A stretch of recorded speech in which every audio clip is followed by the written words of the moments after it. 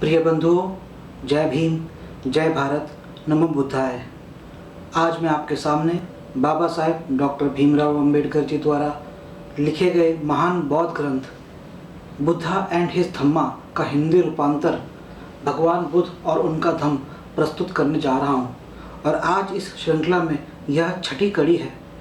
इससे पहले की कड़ियों में हमने देखा कि कैसे सिद्धार्थ गौतम अर्थात भगवान बुद्ध, जो कि उनका बचपन का नाम था, बड़े हुए और कैसे उनका विवाह हुआ और कैसे उन्होंने अपने जीवन में जो मन के भाव हैं और जो आपके बर्ताव हैं उनमें एक रूपता रखने की बात कही और किसी को मूर्ख ना बनाए, मन में कुछ और व्यवहार में कुछ और, इस तरह का विचार उन्होंने दूर रखने के लिए कहा। और फिर उन्होंने युद्ध की बजाय अहिंसा की तरफ, बल्कि इसको ऐसे ना समझे कि उन्होंने युद्ध ना करने की बात कही, बल्कि उन्होंने यह कहा कि युद्ध से जो हानि होती है वह अत्यधिक है और हम उस हानि को रोक सकते हैं या कम कर सकते हैं कि अगर हम कोई बीच का रास्ता सुझा लें। फर्ज करिए दो मनुष्य 100 रुपये के लिए लड़ रहे हैं और बजाय आपस में लड़के एक दूसरे को चोट पहुंचाते हैं और फिर वो डॉक्टर के पास जाते हैं। 100 रुपये की उन्हें मरहम लगानी पड़ती है, तो 100 रुपये के लिए उनको 200 रुपये की मरहम लगानी पड़ी। अगर वह 50-50 बांट लेते, लेकिन यहाँ मैं यह नहीं कहूँगा कि, और ना ही गौतम ये कह रहे हैं कि आप जो है अन्याय भी होने दें, बल्कि कहीं ना कहीं कोई मध्यस्थता का रास्ता निकालें। मैं आगे बढ़ता हूँ। विदाई के शब्द। तो पहले हमने देखा कि कैसे अब सिद्धार्थ गौतम अपने परिवार को बचाने के लिए खुद घर छोड़ने को राजी हो गए हैं। जैसा कि मैं पहले भी आपसे कह चुका हूँ कि भारत के पुराने ग्रंथों में एक जैसी बातें मिलेंगी। कहीं पांडव घर छोड़ देते हैं, कहीं राम घर छोड़ते हैं, कहीं गौतम बुद्ध को घर छोड़ना पड़ रहा है। तो ये एक नैरेटिव स्ट्रक्चर है। इसमें हो सकता है कि सत्य भी हो सकता है कि पहले की हमारी सभ्यता इस तरह की हो। तो इन सब चीज़ों को भी आप दिमाग खोल के सोचते रहिए और आगे सुनिए। विदाई के शब्द। शाक्य संघ की सभा में जो कुछ हुआ उसकी सूचना सिद्धार्थ गौतम के लौटने से बहुत पहले ही राजमहल में पहुंच चुकी थी। घर पहुंचने पर सिद्धार्थ गौतम ने देखा कि उसके माता पिता रो रहे थे और संताप में डूबे हुए थे। सुशोधन ने कहा, हम युद्ध की बुराइयों की चर्चा तो कर रहे थे, लेकिन मैंने यह कभी नहीं सोचा था कि तुम इस सीमा तक।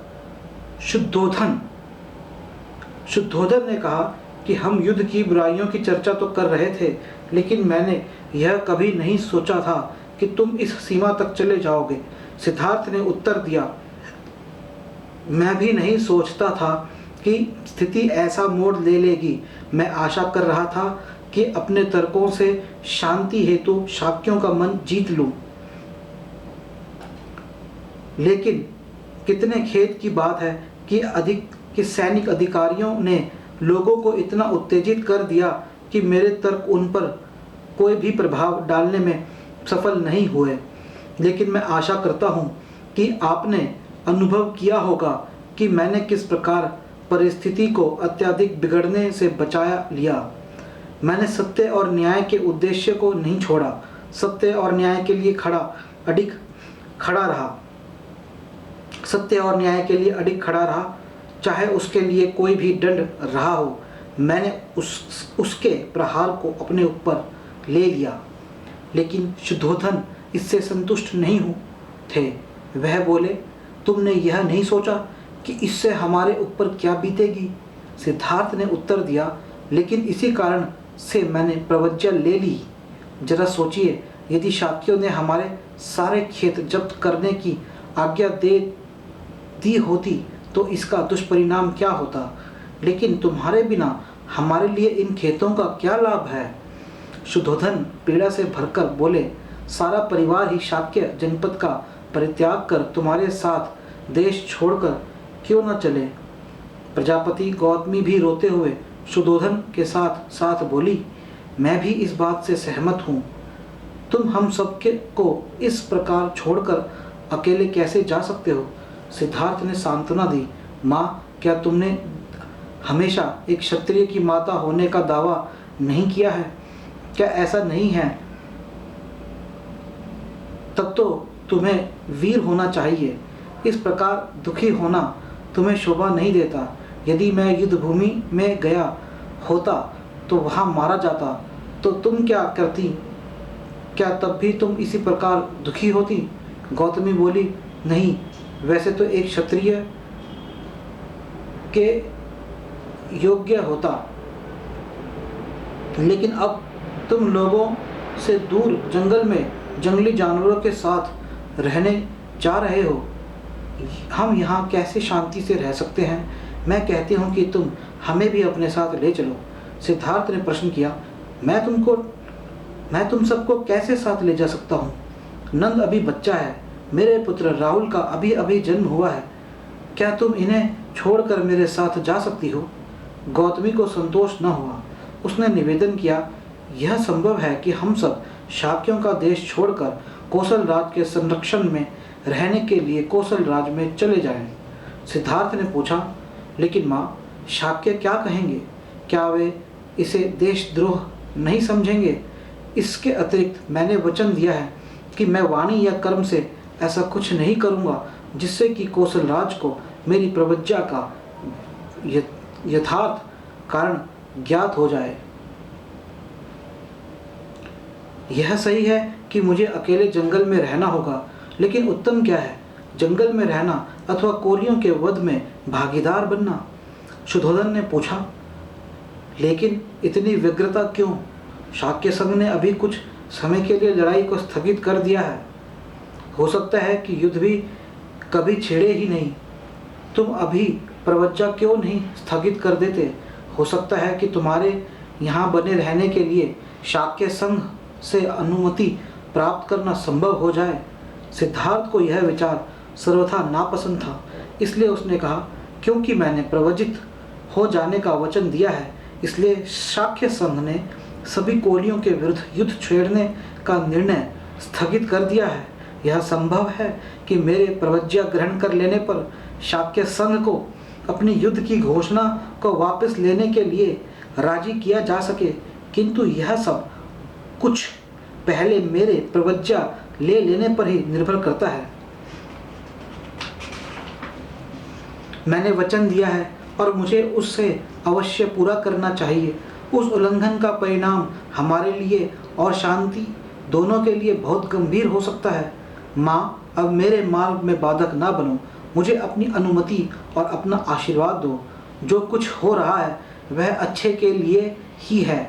गौतमी और सुशोधन दोनों मौन हो गए। तब सिद्धार्थ यशोधरा के कक्ष में पहुँचे। उसे देखकर सिद्धार्थ मौन खड़ा हो गया। वह समझ नहीं पा रहे थे कि अब क्या कहे और कैसे कहे। यशोधरा ने ही चुप्पी तोड़ते हुए कहा, कपिलवस्तु में शाक्य संघ की सभा में जो कुछ भी हुआ वह सब मैं सुन चुकी हूँ। सिद्धार्थ ने पूछा, यशोधरा, मुझे बताओ कि मेरे प्रवजित होने के निर्णय के बारे में तुम क्या सोचती हो? सिद्धार्थ समझते थे कि शायद यशोधरा हिम्मत हार जाएगी, किंतु ऐसा कुछ भी नहीं हुआ। अपनी भावनाओं पर पूरा नियंत्रण रखते हुए उसने उत्तर दिया, यदि मैं ही तुम्हारी स्थिति में होती तो मैं भी इसके अतिरिक्त और क्या करती। निश्चय से मैं कोलियों के विरुद्ध छेड़े जाने वाले युद्ध के पक्ष में नहीं हो होती। तुम्हारा निर्णय उचित निर्णय है। मेरी सहमति और समर्थन तुम्हारे साथ है। मैं भी तुम्हारे साथ प्रवजित हो जाती। यदि मैं प्रवजित नहीं हो पा रही हूँ तो इसका एकमात्र कारण यही है कि अभी मुझे राहुल का पालन पोषण करना है। अच्छा होता यदि ऐसा न हुआ होता, लेकिन स्थिति का सामना करने के लिए साहसी और वीर होना चाहिए। तुम अपने माता पिता तथा पुत्र की चिंता न करो। मैं जब तक जीऊंगी उनकी देखभाल करती रहूंगी। अब मैं इतना ही चाहती हूँ कि जब तुम सभी निकट संबंधियों को छोड़कर प्रवज्जित होने जा रहे हो, तो तुम किसी ऐसे नए जीवन पथ की खोज करो जो मानवता के लिए कल्याणकारी हो। सिद्धार्थ गौतम इस बात से बहुत प्रभावित हुए। इससे पहले उन्होंने कभी भी नहीं जाना था कि यशोधरा इतनी वीर, साहसी और उदार हृदय वाली स्त्री है, और वह कितना गौरवशाली है कि उसे यशोधरा जैसी पत्नी मिली और समय ने दोनों को पृथक पृथक कर दिया। उसने राहुल को लाने को कहा। उसने राहुल पर एक पिता की वात्सल्यपूर्ण दृष्टि डाली, फिर वह वहां से चला गया।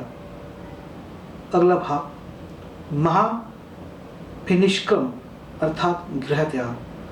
महानिभिष्क्रम। सिद्धार्थ ने सोचा कि वह भारद्वाज से प्रवज्जा प्राप्त करे, जिसका आश्रम कपिलवस्तु में ही था। तदनुसार वह अगले दिन अपने सारथी छन्न के साथ लेकर और अपने प्रिय अश्वकंठक पर चढ़कर आश्रम की ओर चल पड़ा। जैसे ही वह आश्रम के समीप पहुंचा, स्त्री और पुरुष द्वार पर एकत्र हो गए, मानो वह एक नए दूल्हे का स्वागत कर रहे हों। और जब वे उसके समीप आए, उनकी आंखें आश्चर्य से खुली थी और उन्होंने बंद कमल की तरह हाथ जोड़कर उसे नमस्कार किया। वे उसे घेर कर खड़े हो गए। उनके चित्त भाव विहल थे, जैसे कि वे अपने अल्प नेत्रों से उसका पान कर रहे हों और प्रेम के साथ पुष्पित हो रहे हों। कुछ स्त्रियों ने तो वास्तव में उसे कामदेव का प्रतिरूप समझा, क्योंकि वह अपने श्रेष्ठ लक्षणों तथा अलंकारों से सहज ही अलंकृत था। दूसरों ने उसकी शालीनता और तेजस्विता को समझने की अपनी अमृतमयी किरणों के साथ चंद्रमा पृथ्वी पर उतर आया हो। अन्य उसके सौंदर्य से मुग्ध हो मुंह खोले ऐसे खड़ी थी, मानो उसे निगल जाएंगी। वे एक दूसरे को देखकर लंबी लंबी सांसें ले रही थी। इस प्रकार स्त्रियां केवल उसकी ओर एकटक देखे ही जा रही थी। न उनके मुंह में शब्द था, न चेहरे पर मुस्कुराहट। वे उसे घेरे हुए अवाक खड़ी थी और उसके प्रवर्जिक होने के निर्णय पर विचार कर विस्मित हो रही थी। बहुत कठिनाई से वह उस भीड़ में से निकला और आश्रम के द्वार में प्रविष्ट हो गया। सिद्धार्थ नहीं चाहता था कि शुद्धोधन और प्रजापति गौतमी उपस्थित होकर उसकी प्रवज्जा को देखें, क्योंकि वह जानता था कि ऐसे समय में वे व्यथा से टूट जाएंगे। लेकिन उसकी जानकारी के बिना ही वे पहले से ही आश्रम में पहुंच चुके थे। जैसे ही उसने आश्रम के अहाते में प्रवेश किया, उसे वहां उपस्थित भीड़ में अपने माता पिता दिखाई दिए। उसने माता पिता को वहां देखकर सर्वप्रथम उनके पास गए और उनका आशीर्वाद मांगा। वे इतने भाव विह्वल थे कि उनके मुंह से एक शब्द तक नहीं निकला। वे रोते ही रहे और उन्होंने उसे छाती से लगाया तथा आंसुओं से उनको नहला डाला। छन्न के कंथक को आश्रम में एक पेड़ से बांध दिया और वह भी वहां खड़ा था। शुद्धोधन और प्रजापति को आंसू बहाते देखकर वह भी भावावेश में रोने लगा। बड़ी कठिनाई से अपने माता पिता से वंचित से स्वयं को अलग कर सिद्धार्थ वहां गया जहां छन्न खड़ा था। उसने वापस घर ले जाने के लिए उसे अपने वस्त्र और गहने दे दिए। तब उन्होंने अपना सिर मुंडवाया, जैसा कि परिव्राजक के लिए आवश्यक था। उसका चचेरा भाई महानाम परिव्राजक के योग्य वस्त्र और भिक्षा पात्र ले आया था। सिद्धार्थ ने उन्हें पहन लिया। इस प्रकार परिव्राजक जीवन में प्रवेश करने के लिए तैयार होकर सिद्धार्थ भारद्वाज के पास गया, जिससे कि वे उसे प्रवज्जा दे सकें। अपने शिष्यों की सहायता से भारद्वाज ने आवश्यक संस्कार किए और सिद्धार्थ गौतम के परिव्राजक बन जाने की घोषणा की। यह याद करके कि उसने शाक्य संघ के सम्मुख दोहरी प्रतिज्ञा की थी, एक तो प्रव्रज्जा लेने की और दूसरे अविलंब ही शाक्य जनपद की सीमा से बाहर हो जाने की सिद्धार्थ गौतम प्रव्रज्या का संस्कार समाप्त होते ही अपनी यात्रा पर चल पड़ा। आश्रम में जो जनसमूह एकत्र हो गया था वह असाधारण था, क्योंकि सिद्धार्थ गौतम की प्रव्रज्या की परिस्थितियां भी असाधारण थी। जब राजकुमार आश्रम से बाहर निकला, जनसमूह भी उसके पीछे पीछे हो लिया। उसने कपिलावस्तु से विदा ली और अनोमा नदी की ओर आगे बढ़ा। उसने पीछे मुड़कर देखा तो जनसमूह अभी भी उसके पीछे पीछे चला आ रहा था। वह रुका और उन्हें संबोधित किया, भाइयों और बहनों, मेरे पीछे पीछे आने से कोई लाभ नहीं है। मैं शाक्यों और कोलियों के बीच का झगड़ा निपटा सकने में असफल रहा हूँ, लेकिन यदि तुम समझौते के पक्ष में जनमत तैयार कर लो तो तुम सफल हो सकते हो। देखिए यहाँ पर वे भाइयों और बहनों कह के और उनसे एक समझौता तैयार करने के लिए उन्हें अपना पक्ष, जिसे हम कहते हैं मॉडर्न टाइम में डेमोक्रेसी, उसकी स्थापना बुद्ध कर रहे हैं कहीं ना कहीं, कि जनता का पक्ष। और आज के हमारे प्रतिनिधि अलग प्रतिनिधि हैं। आज जो जनता बोलती है प्रतिनिधियों को वह करना पड़ता है, उनके बात के आगे मानना पड़ता है उनकी बात को। तो यहाँ पे बौद्ध जो है जनतंत्र की स्थापना कर रहे हैं, कुलतंत्र से हटकर। इसलिए कृपया करके वापस लौट जाओ। उनकी प्रार्थना सुनी तो भीड़ पीछे लौटने लगी। शुद्धोधन और गौतमी भी महल की ओर वापस चले गए। सिद्धार्थ गौतम के त्यागे वस्त्रों और गहनों को देखना गौतमी के लिए असहाय था। उसने उन्हें एक कमल के तालाब में फिकवा दिया। जब सिद्धार्थ गौतम ने प्रवज्ञा ग्रहण की तो उसकी आयु केवल 29 वर्ष की थी।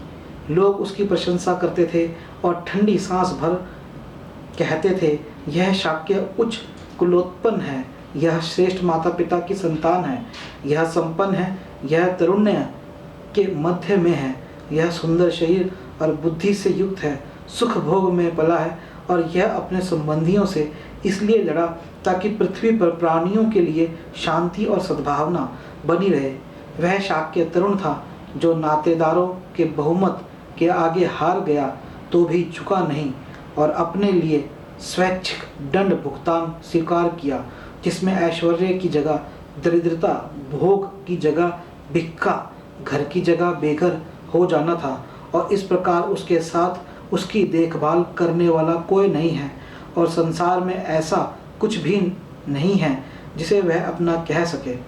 इसका यह स्वेच्छा से किया हुआ महान त्याग, यह बहुत ही वीरता और साहस का कार्य है। संसार के इतिहास में इसकी उपमा नहीं मिलती है। यह शाक्य मुनि अथवा शाक्य सिंह के कहलाने का अधिकारी है। शाक्य कुमार किसी गौतमी का कथन कितना सही था। शाक्य कुमारी किसी गौतमी का कथन कितना सही था। सिद्धार्थ गौतम के संबंध में उसने कहा था, धन्य हैं वे माता पिता जिन्होंने ऐसे पुत्र को जन्म दिया और धन्य है वह पत्नी जिसका ऐसा पति है। शाक्य कुमार और उनका सेवक।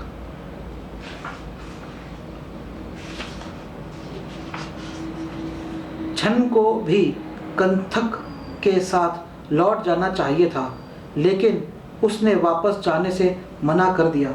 उसने आग्रह किया कि कंथक को लेकर वह राजकुमार को विदा करने हेतु कम से कम अनोमा नदी के तट तक अवश्य साथ चलेगा।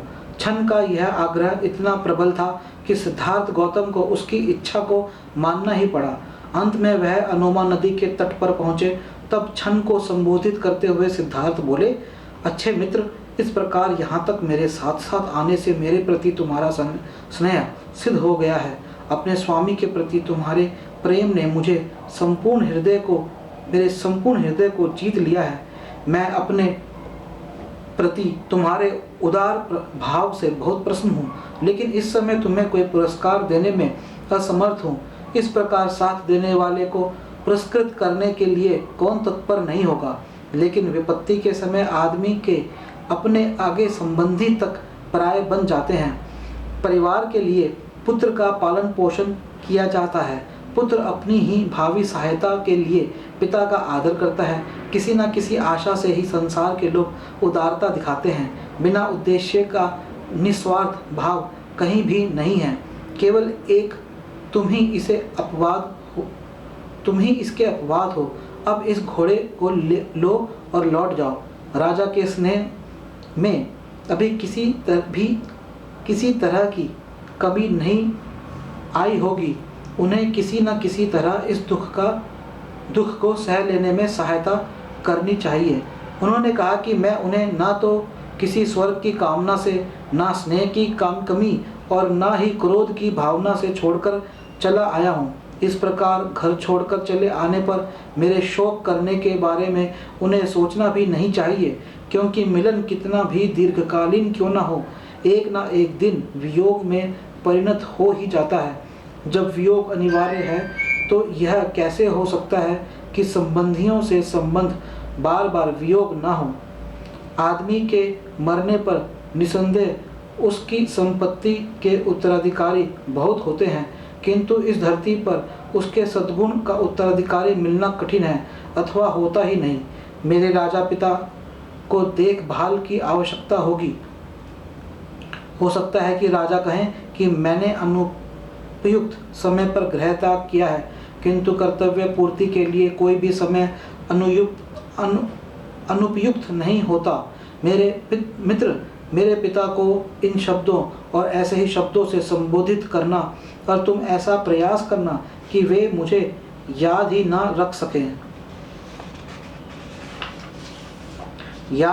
कर सकें।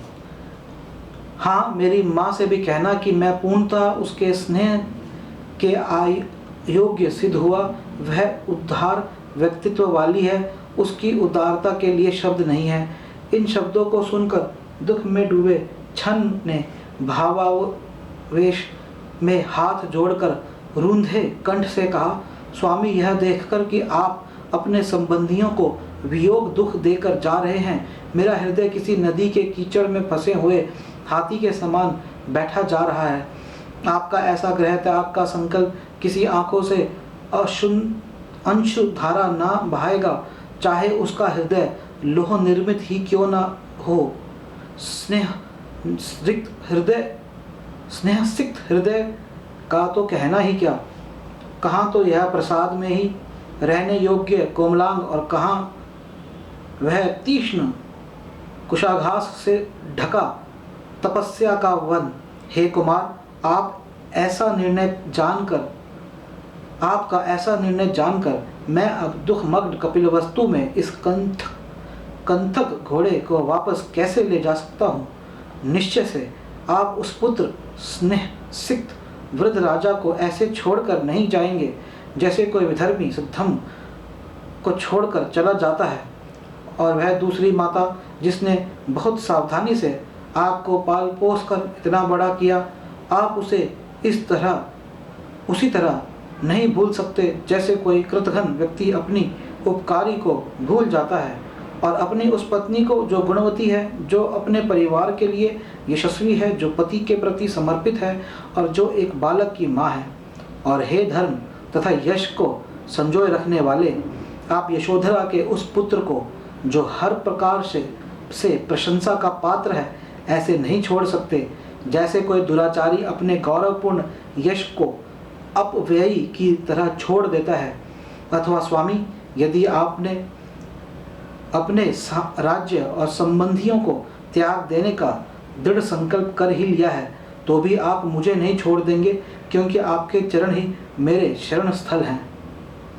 इस दग्ध हृदय के साथ मैं आपको इस प्रकार जंगल में अकेला छोड़कर नगर को वापस नहीं जा सकता। आपके बिना अकेले लौटने पर राजा मुझे क्या कहेंगे, अथवा मैं आपकी पत्नी को कौन सा शुभ विचार कहूँगा। छन ने आगे कहा, आपका जो यह कथन है कि मैं राजा को आपके अवगुण सुनाऊं ताकि वह उस पर विचार करें या विश्वास करें, तो यदि मैं निर्लज्जता के साथ तालू से सटी जीवा से आपके अवगुण कहने का प्रयास भी करूंगा, तो वह इसे पसंद नहीं करेंगे। जो सदा करुणामय है और जो दया करने में कभी असफल नहीं होता, वह योग्य नहीं कि उस स्नेही का परित्याग किया जाए। मुझ पर दया करें और लौट चलें। क्षण के इन दुख भरे शब्दों को सुनकर सिद्धार्थ गौतम ने अत्यंत भद्रता से उत्तर दिया, क्षण, मेरे वियोग से उत्पन्न होने वाले दुख का परित्याग करो। नाना जन्म ग्रहण करने वाले प्राणियों के लिए परिवर्तन अनित्यता अवश्यम भावी है। यदि मैं स्नेह के कारण आज अपने संबंधियों का परित्याग न भी करूं, तो भी एक न एक दिन मृत्यु हमें एक दूसरे का परित्याग करने के लिए विवश कर देगी।